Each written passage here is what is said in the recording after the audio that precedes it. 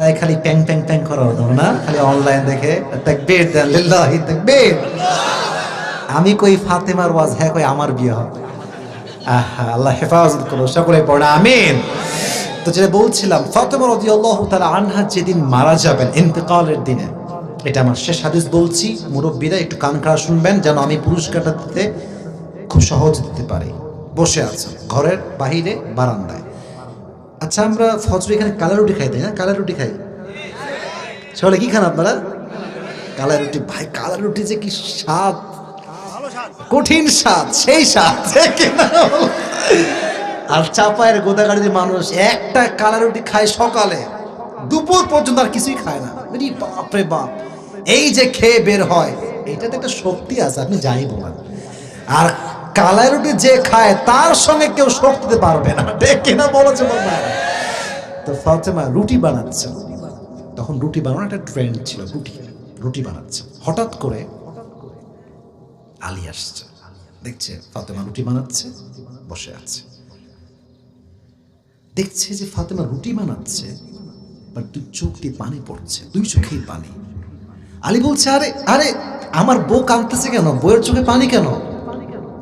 স্বামী যতই কড়া মনুষ্য হোক না কেন, যখন বউ চোখের সামনে কান্না করে না, কোনো স্বামী কিন্তু সহ্য করতে পারে না, ঠিক কিনা বল? ফাতেমা চোখে পানি, তখন এমনে ওড়নাটা নিয়ে চোখের পানি মুছতেছে। আর বলছে, আলী আজকে শেষ রাতে যখন ঘুমাচ্ছিলাম তাহাজ্জুদের সময়, আজকে আমি আমার প্রিয় নবী আমার আব্বাজানকে স্বপ্নে সাক্ষাৎ করেছি। বলছে, সাক্ষাৎ করেছো, that's good news, you have to be happy, you must have to be happy. তোমার তো সুখী থাকার কথা, হাসার কথা, কাঁদছো কেন? বলতে, স্বপ্নে যা দেখেছি তা নিয়ে কাঁদছি। আসলে কি দেখেছো বলো? বলছে, আমি দেখলাম বিশাল লম্বা মাঠ, চতুর্পাশে অন্ধকার, মাঝখানে একজন ব্যক্তি দাঁড়িয়ে আছে, এবং দেখছি সে ব্যক্তিটা he is looking for something, he is searching for something, কিছু খুঁজতেছে। আমি সামনে গেলাম, কি খুঁজতেছেন আপনি? দেখছি আমার আব্বা দাঁড়ায় আছে। বললেন সবাই। আর আমি যখন বললাম, আব্বা আপনি কি খুঁজতেছেন, আব্বা আমাকে দেখে একটা মুচকি হাসি দিয়ে বলল, আরে আমি তো আমার কলজের টুকরা মেয়ে ফাতেমাকেই খুঁজতেছিলাম। তো আব্বাজান বলেন, কি হয়েছে? বলছে, ফাতেমা দুনিয়াতে তুমি থেকে কি করবা, তোমার আব্বা তো দুনিয়াতে নাই, তুমি আমার কাছে চলে আসো, আমার কাছে চলে আসো। এমনি ডেকে জড়ায় ধরছে, আর স্বপ্ন ভেঙে গেছে, ঘুম ভেঙে গেছে। উঠে ঠাস করে লাফ দিয়ে উঠছে। স্বপ্নের ব্যাখ্যা কি? মুরব্বীরা, যুবকেরা, ব্যাখ্যা হচ্ছে, যদি আপনার কেউ মারা যায় এবং স্বপ্নে আপনাকে ডাকে কবর থেকে যে বাবা চলে আসো আমার কাছে, বন্ধু চলে আয় আমার কাছে, মা চলে আয় আমার কাছে, এর ব্যাখ্যা হচ্ছে ইউর টাইম ইজ ওভার, সময় বেশি একটা বাকি নাই, হায়াতের সময় প্রায় শেষের দিকে। স্বপ্নের ব্যাখ্যা এটাই এসেছে গ্রন্থে। তো বলছে, তাই তুমি এই স্বপ্ন দেখেছো?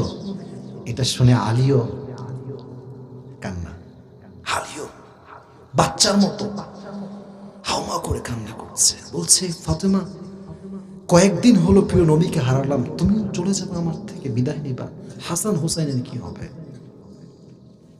কে দেখবে এই দুইজন বাচ্চাকে, নিষ্পাপ শিশুকে? ফাতেমা বলল, আল্লাহ যা করে ভালোর জন্যই করে। সুবহানাল্লাহ পড়ে সবাই।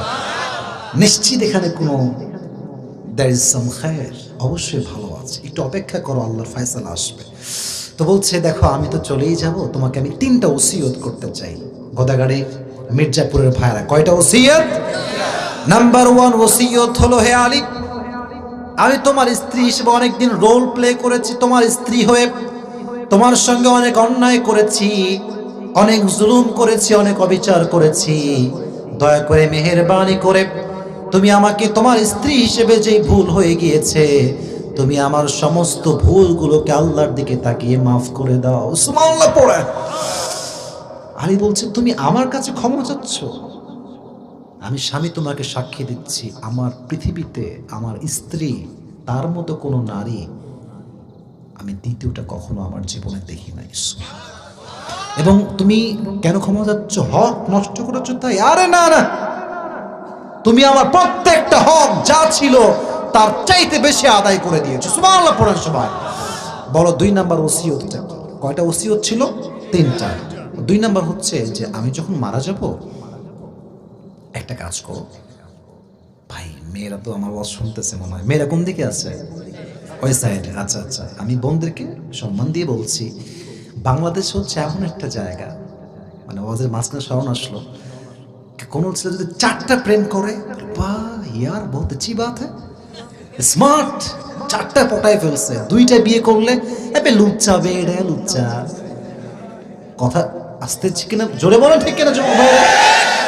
আর আজকাল তো নতুন ট্রেন্ড, কারো 4টা বউ তো কারো 7টা বউ। यार हमें एक भी नहीं मिलते, 7 मिल गया।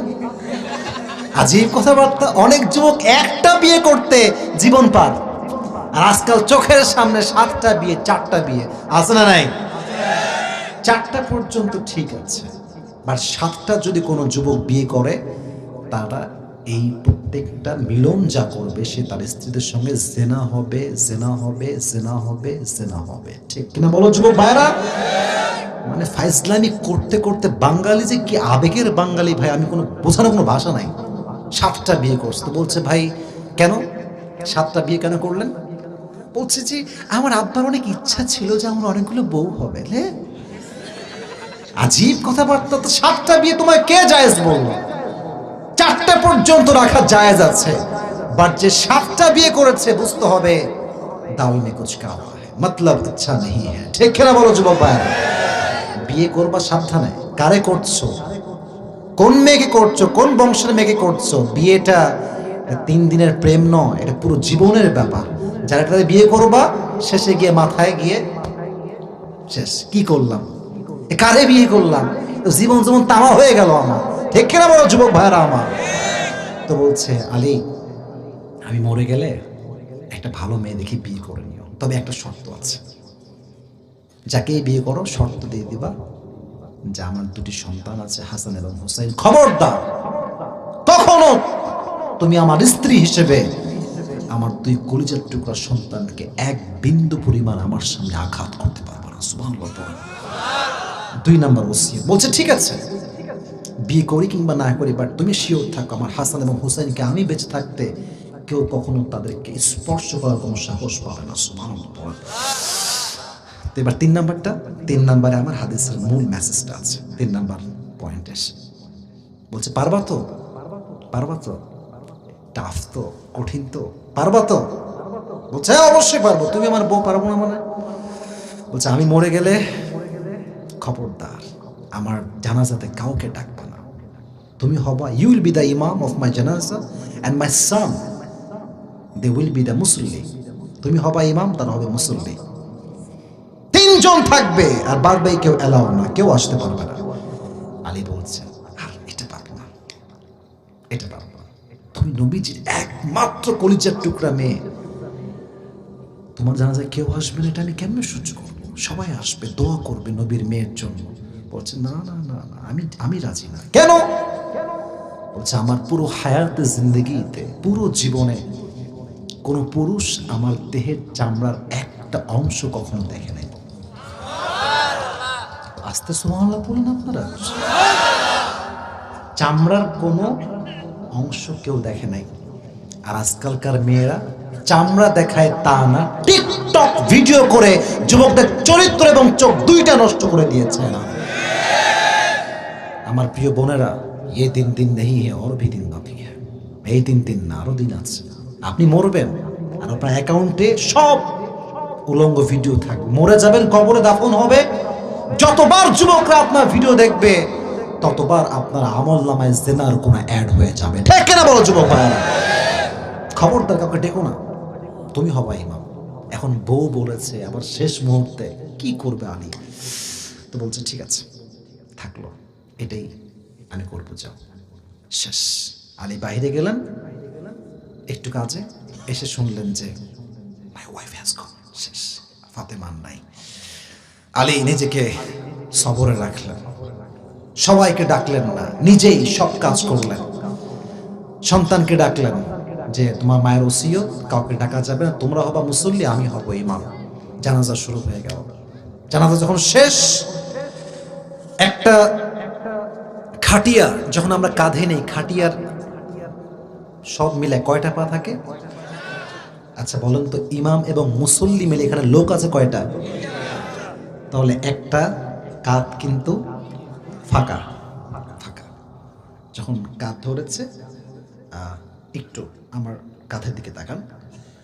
আলী এসেছে সামনে, ডান কাঁধটা আলীর এখানে, সামনের ডান কাঁধটা, আর পেছনে হাসান এবং হোসেন দুইটা ধরে আছে দুই কাঁধে। এখন আলীর মনটা খুব খারাপ, নবীজির একটা মাত্র কলিজার টুকরা মেয়ে শেষ হয়ে গেল, কবরে যাবে, একটা কাঁধ কেউ ধরবে এমন লোক কি পৃথিবীতে নাই? আর ফাতেমা তুমি আমাকে কি ওসিয়ত করলা, তোমার লাশ যে আমি দাফন করব, একটা লোক পাচ্ছি না, সবই আমরা, একটা কাঁধ কি ফাঁকা থাকবে? কেউ কি আসবে না? ডাকতে পারছেন, ডাকলেই তো ওসিয়ত ভেঙে যাবে, ভঙ্গ হয়ে যাবে। হঠাৎ করে দেখছে দূর থেকে ইসমুহু আবু যর গিফারি রাদিয়াল্লাহু তাআলা আন দৌড়ে দৌড়ে কাঁধের দিকে আসছে, লাশের দিকে দৌড়ে দৌড়ে আসছে। দেখার সঙ্গে সঙ্গে আলী টেনশনে পড়ে গিয়েছে, আরে ভাই যদি এসে বলে এটা কার লাশ, যদি আমি জবাব দিই এটা ফাতেমার লাশ, ওসিয়ত ভেঙে যাবে। আর যদি বলি এটা ফাতেমার লাশ নয়, মুসলমান ঘরের সন্তান কখনো জবান দিয়ে একটা টু শব্দ মিথ্যা বলতে পারে না। কি করবে? আবু যর গিফারি দৌড় দিয়ে এসে বলছে, আলী লা তাহজান, টেনশন করো না, থামো, you have nothing to be depressed, শান্ত হও, টেনশন করো না। আমি তো তোমার কাছে নিজে আসি নাই, আল্লাহই আমাকে তোমার কাছে পাঠিয়ে দিয়েছে। I have sent by Allah subhanahu wa ta'ala, আমি তো আল্লাহর পক্ষ থেকে আসছি। ধরো, কাঁধে লাশ ধরেছে, চারটা কাঁধ আল্লাহ তার কুদরতের রহমত ধারা সব ভরপুর করে দিয়েছে। সুবহানাল্লাহ পড়েন। এবার লাশ নিয়ে যাচ্ছে কবরের দিকে। লাশ নামাইছে, খাটিয়া কবরের ডান পাশে, এটা হচ্ছে 3.5 হাত মাটির কবর। লাশ যখন নামাবে, একদম হাদিসের শেষ চ্যাপ্টারে আছি, আবু যর গিফারি ভাবছে, আচ্ছা এটা কার লাশ? মনে মনে নিজেকে বলছে এটা কার লাশ। মন থেকে জবাব আসছে, আর এটা তো হাদিহিল মারআ সাইয়্যিদাতু নিসাই আহলিল জান্নাহ, এটা তো সেই মেয়ের লাশ যেই মেয়েটা জান্নাতের সমস্ত মেয়েদের সর্দারিনী হবে। মান হাদিহিল মাইয়্যিত, এই লাশটা কার? মন বলছে এটা তো সেই মেয়ের লাশ যে নবীর একমাত্র কলিজার টুকরা মেয়ে ফাতেমা। এটা কার লাশ? মন জবাব দিচ্ছে এটা জান্নাতের সমস্ত যুবকদের সর্দার হাসান এবং হুসাইনের মায়ের লাশ। সুবহানাল্লাহ পড়লেন না সবাই? আরেকটা হাদিস মাথায় আসছে, কিয়ামতের দিন বিশাল বড় একটা মজলিস হবে পুরুষদের। তো আল্লাহ বলবে, আহলাল জামঈ গাদ্দু আবসারাকুম, এই সবাই পুরুষেরা চোখ নামাও, চোখ নামাও, হাত্তা তামুররা ফাতেমা। কেন? বলছে এখন জান্নাতের সমস্ত নারীদের সর্দারনী তোমাদের মাঝখান দিয়ে যাবে, চোখটা নামায় রাখো। যতক্ষণ ফাতেমা জান্নাতে প্রবেশ না করবে, আমাদের সকলের চোখ নিচের দিকে থাকবে। সুবহানাল্লাহ পড়লেন না? বুকটা আবু যর গিফারি গৌরবে ফুলে গিয়েছে, আরে কার লাশ? তো জান্নাতি নারী। যাই কবর, আতাদরুনাল কবর মান হাদিহিল মাইয়্যিত, কবর তুমি কি জানো যেই মাইয়্যিতটা কার? এটা নবীজির একমাত্র কলিজার টুকরা মেয়ে ফাতেমার লাশ, জান্নাতের সমস্ত সর্দারনীর লাশ। এটা সেই মেয়ের লাশ যেই মেয়েটা হাসান এবং হোসেনের মা। সুবহানাল্লাহ পড়লেন না সবাই? খবরদার, খবরদার, কোনো খারাপ ব্যবহার কইরো না, কোনো বাড়তি প্রেসার দিও না, কষ্ট দিও না কবর। আল্লাহ কবরের জবানকে তাৎক্ষণিকভাবে খুলে দিলেন। সুবহানাল্লাহ জোরে পড়লেন আপনার সবাই? কবর জবাব দিচ্ছে, আবু যর গিফারি কিসের পরিচয় দিচ্ছ? এটা কোনো পরিচয়ের ঘর নয়, এখানে বাপের পরিচয় চলে না, নেতার পরিচয় চলে না, পীরের পরিচয় চলে না, শহরের পরিচয় চলে না, মেয়ের কোনো পরিচয় চলে না, সন্তানের পরিচয় চলে না। এটা এমন একটা ঘর, এখানে যার ভালো আমল নাই তার কোনো বাপের পরিচয় এখানে কোনো কাজে আসবে না। ঠিক কিনা বলা যুবক ভাই? এটা সেই ঘর যেখানে ভালো আমল যার আছে তার জন্য কবরটা 70 গজ প্রশস্ত হয়ে যাবে, লম্বা হয়ে যাবে। সুবহানাল্লাহ পড়ে সবাই, এটা সেই ঘর। তাহলে কবর এমন একটা জায়গা যেখানে গেলে পাপের পরিচয় দিয়ে ছাড় যদি পাওয়া যেত, সবার আগে ফাতেমাই ছাড় পেত। কারণ ফাতেমার বাবার নাম ছিল মুহাম্মদুর রাসূলুল্লাহ সাল্লাল্লাহু আলাইহি ওয়াসাল্লাম।